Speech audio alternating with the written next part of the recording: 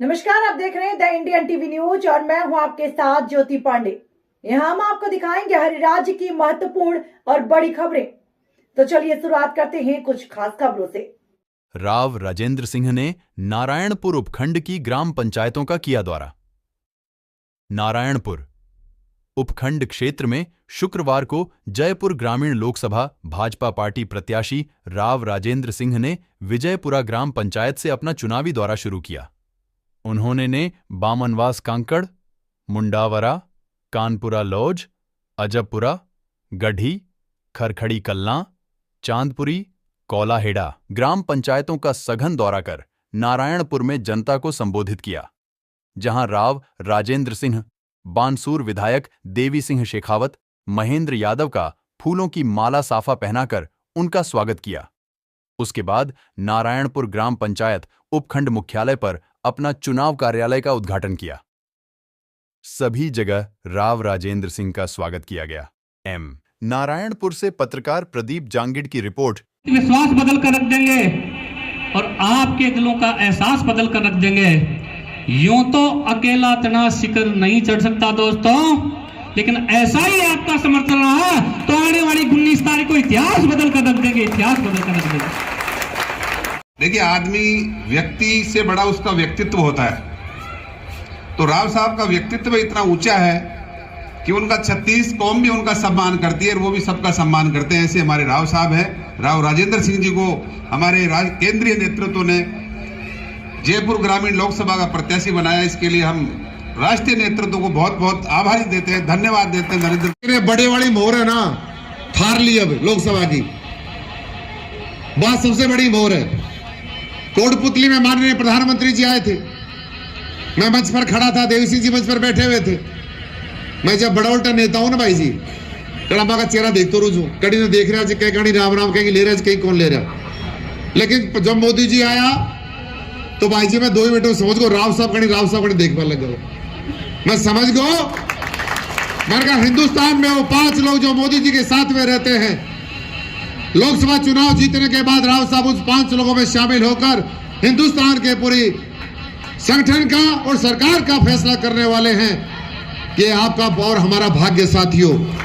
ऐसे व्यक्ति को भारी मतों से जिताना चाहिए। राव साहब जब थे, पहुंच जाओ पार्लियामेंट में, आदमी थे बड़े तो आप हो ही, लेकिन बहुत बड़ा आदमी राव साहब थे, बड़वाड़ा हो। लेकिन मैं एक निवेदन करना चाहता हूं, इसे ERCP की जो DPR है वो बनेगी दिल्ली में, और जो मोदी जी की मोहर लगेगी ना बडोल्टी, उन्हें भाई जी मैं को लगवा सका, उन्हें लगाऊंगा। राव साहब को ताली बजाकर कह दो, एक बार समर्थन देकर कह दो, जब दिल्ली में चले जाओ, नारायणपुर को भी पानी मिले, बानसूर को भी पानी मिले, विराटनगर को भी पानी मिले, पावटा को भी पानी मिले, इस प्रकार की व्यवस्था आप कर देना। मैं इतना कहता हूं, जब भी चुनाव होंगे, पता नहीं हमारा तो क्या होगा, लेकिन समय निकल जाता है। श्री राम की एक बार में राव साहब, मुझे आज एहसास हो गया, ये देवी देवताओं की धरती आज पूरे समर्थन के साथ आपके साथ में। ऐसी सरकार चाहिए, एक तरफ सर्जिकल स्ट्राइक करने वाली सरकार और दूसरी तरफ जेलों में बिरयानी खिलाने वाली सरकार। हर छोटी मोटी घटना पर पाकिस्तान से मिमियाने वाली सरकार। कैसी सरकार हमें चाहिए? हमारे नौजवान जिन सरकारों में जम्मू और कश्मीर में पत्थर खाते रहे, ऐसी सरकार हमें चाहिए। यह ऐसी सरकार चाहिए जहां हमारे सैनिक को देखते ही आज जम्मू कश्मीर में हर हाथ सैल्यूट के लिए उठते।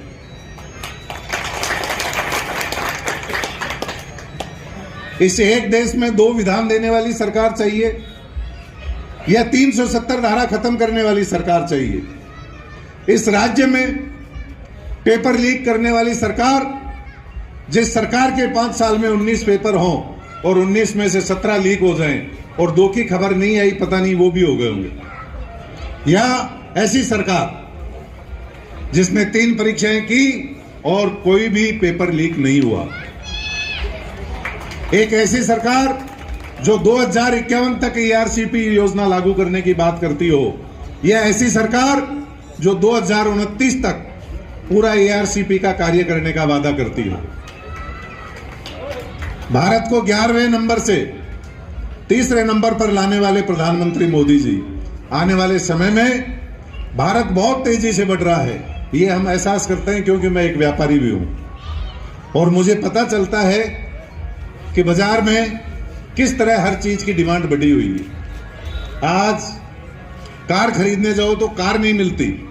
गरीब से गरीब आदमी, जो कांग्रेस ये नारा देती थी कि कांग्रेस नारा ये देती थी कि गरीबी को खत्म करते थे, लेकिन गरीब गरीब पैदा हुआ और 50 साल में गरीब की गरीबी में मर गया, या 10 साल में 25 करोड़ लोगों को गरीबी से बाहर निकालने वाली सरकार चाहिए। ये सब हमको सोचना है और इस सोच को मूर्त रूप में बदलने के लिए 19 तारीख का अवसर है कि लोकसभा में किस तरह से प्रधानमंत्री जी मोदी जी वापस दोबारा भारी बहुमत से शपथ लें, और हम सबके लिए मौका है कि किस तरह से राव साहब को हम 5 लाख वोटों से जिताकर लोकसभा में भेजें। यहां सभी समाजों के प्रमुख व्यक्ति बैठे हैं, प्रमुख लोग बैठे हैं, और बगैर भाव कोई आता नहीं। आजकल बहुत व्यस्तता का समय है, सब लोग आए हैं राव साहब के व्यक्तित्व को, मोदी जी की बात को स्वीकार करने के लिए। आपको समर्थन है। आज मेरा किसी भी पुलिस वाले को मैं फोन करता हूं तो ये कहता हूं कि चाहे अपराधी कोई भी हो, उसे अंदर फिट करो और उसके फट्टे उड़ाओ ताकि वो वापस बदमाशी नहीं करे। और पूरे बानसूर विधानसभा क्षेत्र में 3 माह में आपने ये अंतर महसूस कर लिया होगा कि यहां जो गोलियां चलती थी, आज गोली चलाने वाले के हाथ कांपते। अगर कोई व्यक्ति किसी पर अत्याचार करेगा तो हम उसे छोड़ेंगे नहीं, चाहे हमारे परिवार का ही क्यों नहीं हो। हमारा सुशासन का वादा है, आपकी सेवा में कोई कसर छोड़ेंगे नहीं। और एक आपके करबद्ध हमारी ये प्रार्थना है कि आपने मुझे आशीर्वाद दिया, स्नेह दिया, आगे बढ़ाया, विषम परिस्थितियों में भी आपने साथ दिया। पिछली बार आपने जिता ही दिया, लेकिन जितनी मेहनत आपने मेरे साथ की, मेरे लिए की, आज सारी पार्टी एक साथ है, सभी लोग एकजुट हैं। और मेरा आपसे निवेदन है कि जिस तरह 55,000 से हम पिछला मार्जिन लेकर जीते लोकसभा चुनाव, उससे ज्यादा रिकॉर्ड हम आप बनाएं, ऐसी मैं आप सबसे गुजारिश करता हूं और निवेदन करता हूं कि 19 तारीख को आप सभी लोग मत दें, अपना अमूल्य समय दें, क्योंकि राव साहब के रूप में एक हमारे मत की जो कीमत होती है वो एक आम नागरिक को अधिकार दिया है, उसे उसके अधिकार के बारे में कम से कम जागृत तो करूं। इस प्रजातंत्र की व्यवस्था में 19 तारीख को आप अपने मत का प्रयोग करेंगे। हम अपने अधिकार का प्रयोग भी करते हैं और उपयोग भी करते हैं। आपको मतदाता के रूप में मत का उपयोग करना है या प्रयोग करना है, यही आज के विचार का विश्लेषण है।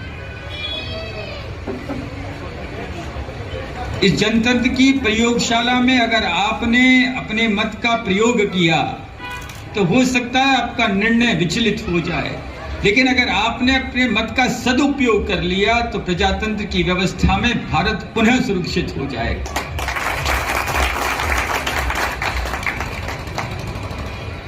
बहुत लंबा प्रजातंत्र का सफर 75 वर्ष होता है, तकरीबन 3/4 शताब्दी। इस 75 वर्ष में चौथी पीढ़ी ने भारत की प्रजातंत्र का साक्षात्कार कर लिया। एक ऐसा गांव नहीं, एक ऐसी नगर नहीं, एक ऐसी ढाणी नहीं जहां आराध्य देव भगवान की कोई न कोई मंदिर या आराध्यशाला न हो। लेकिन अभिनंदन और अभिवादन के स्वरूप में जिस उच्चारण को हम नित निरंतर अपने सिरमुख से निकालते हैं, अपने से बड़े, अपने से छोटे आपस में मिलने का अभिवादन जो राम राम शब्द से कहते हैं, जिस आराध्य देव की मूर्ति को प्रतिष्ठापित आप और हम अपने अपने घर में, अपने अपने गांव में कर चुके होते हैं।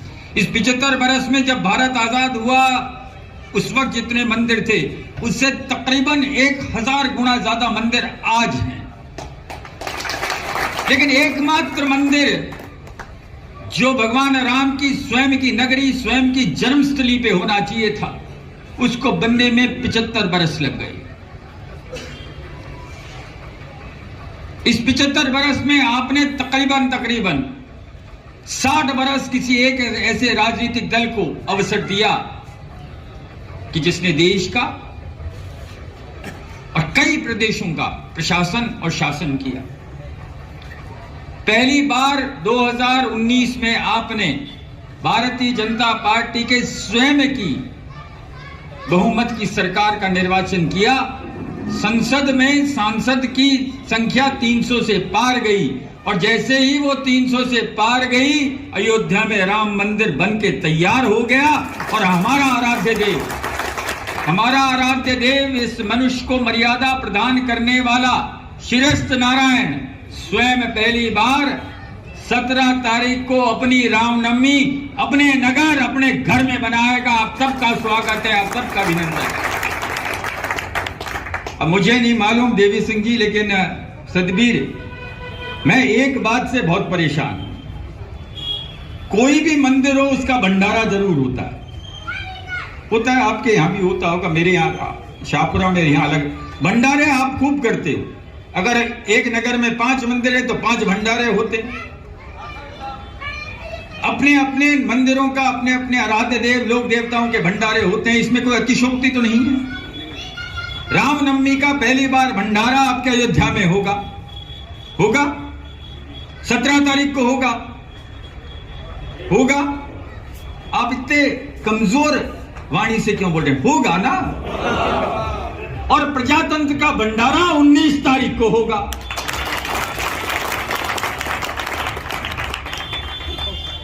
क्योंकि जिस मर्यादा पुरुषोत्तम के व्यक्तिगत चरित्र से संविधान की मर्यादा को व्यवस्थित करने में भीमराव जी अंबेडकर ने अपने मनस्वी व्यक्तित्व का इस्तेमाल किया है, उसकी प्रथम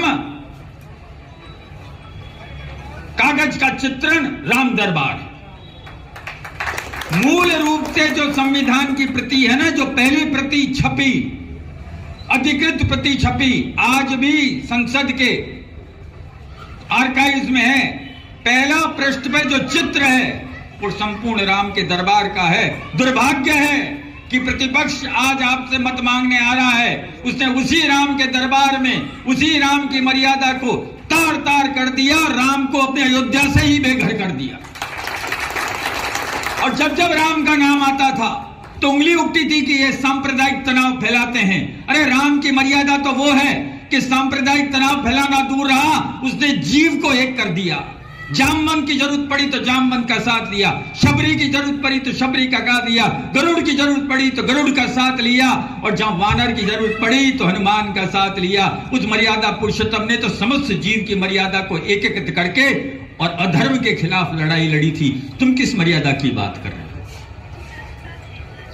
उसके चरित्र को व्यवस्थित करने के अंदर जो संसद का और साहित्य का हमारे संविधान में चित्रण है, वो आपसे अपेक्षा करता है।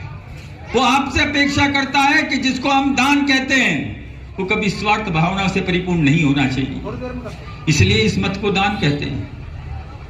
देवी सिंह जी को इस बात की चिंता कि नारायणपुर में पानी कब आएगा, कुलदीप जी को इस बात की चिंता बैराट में पानी कब आ जाएगा, आदरणीय हम सबको चिंता कि हमारे घर के नल में पानी कब आ जाएगा।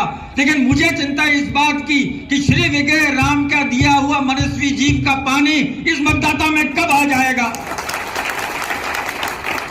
जिस दिन वो पानी आ गया उस दिन इन नेताओं के मन में और नेतृत्व के मन में भी पानी आया हुआ समझो। क्योंकि जब मत का दान होता है और जब नारायण का दान होता है तो नारायण जब जनार्दन के रूप में इस मतदाता के साथ उस सृष्टि का सेतु बनकर दान करता है तो ऐसी आवाज आती है जो परमाणु को भी शर्मिंदा कर देती है।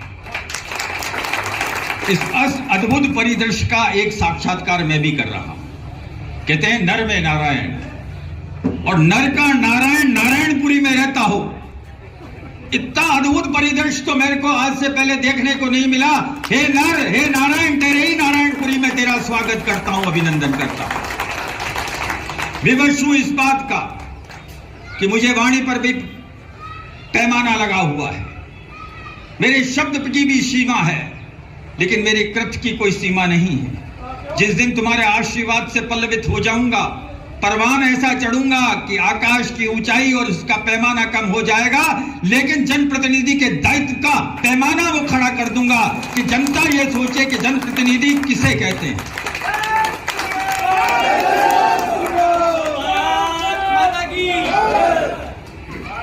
इसलिए इतना ही निवेदन करता हूं, दान लेने आया हूं, दान लेके जाऊंगा।